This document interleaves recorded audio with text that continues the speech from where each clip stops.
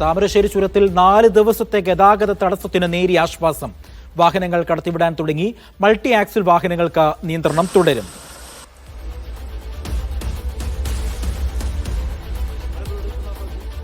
ഫൈസലുണ്ട് വിവരങ്ങൾ നൽകാനായി. ഫൈസൽ, നോക്കൂ, 4 ദിവസമായി ചരക്ക് വാഹനങ്ങളടക്കം താമരശ്ശേരി അടിവാരത്തും ഒപ്പം തന്നെ വയനാട്ടിലും ഒക്കെ ഇങ്ങനെ കിടക്കുകയായിരുന്നു.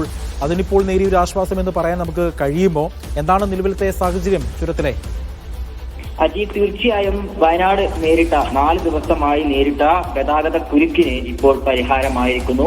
മൾട്ടി ആക്സിൽ വാഹനങ്ങൾ ഒഴികെയുള്ള മുഴുവൻ ചരക്ക് വാഹനങ്ങൾ ഉൾപ്പെടെ കടത്തിവിടാൻ തീരുമാനമായിട്ടുണ്ട്. വാഹനങ്ങളൊക്കെ തന്നെ ഇപ്പോൾ കടന്നു പോകുന്നുണ്ട് എന്നുള്ളതാണ് ഏറ്റവും പുതിയ വിവരം. അതായത് നിലവിലുള്ള നിയന്ത്രണങ്ങളിൽ ചെറിയ മാറ്റമാണ് വരുത്തിയിരിക്കുന്നത്.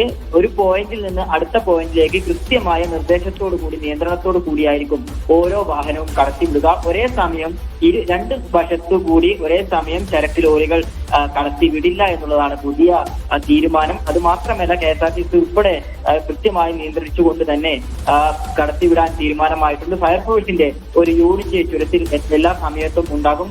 ചുരം സാധാരണഗതിയിലാകുന്നത് വരെ ഫയർഫോഴ്സിന്റെ ഒരു യൂണിറ്റ് ചുരത്തിൽ സേവനമുണ്ടാകും. കൂടുതൽ വെളിച്ച സംവിധാനം ഈ അപകടം നടന്ന ഭാഗത്ത് ഏർപ്പെടുത്തും. അത് മാത്രമല്ല, ചുരത്തിലെ വ്യൂ പോയിന്റിൽ സന്ദർശകർക്ക് വിലക്ക് ഏർപ്പെടുത്തിയിട്ടുണ്ട്. യാതൊരു തരത്തിലും ചുരത്തിൽ വാഹനങ്ങൾ നിർത്തി സമയം ചെലവഴിക്കാൻ വിനോദസഞ്ചാരികളെ അനുവദിക്കില്ല എന്നുള്ള ഒരു തീരുമാനം കൂടി ഇന്ന് എടുത്തിട്ടുണ്ട്. മഴ കൂടുതൽ ശക്തമാവുകയാണെങ്കിൽ വീണ്ടും നിരോധനം ഏർപ്പെടുത്താനുള്ള ഒരു തീരുമാനം കൂടിയാണ് ഇന്ന് കളക്ടറുടെ നേതൃത്വത്തിൽ ചേർന്ന യോഗത്തിലുള്ള തീരുമാനം. ശരി, ഫൈസൽ നെടുമ്പാലയാണ് വിവരങ്ങൾ നൽകിയത് വയനാട്ടിൽ നിന്നും.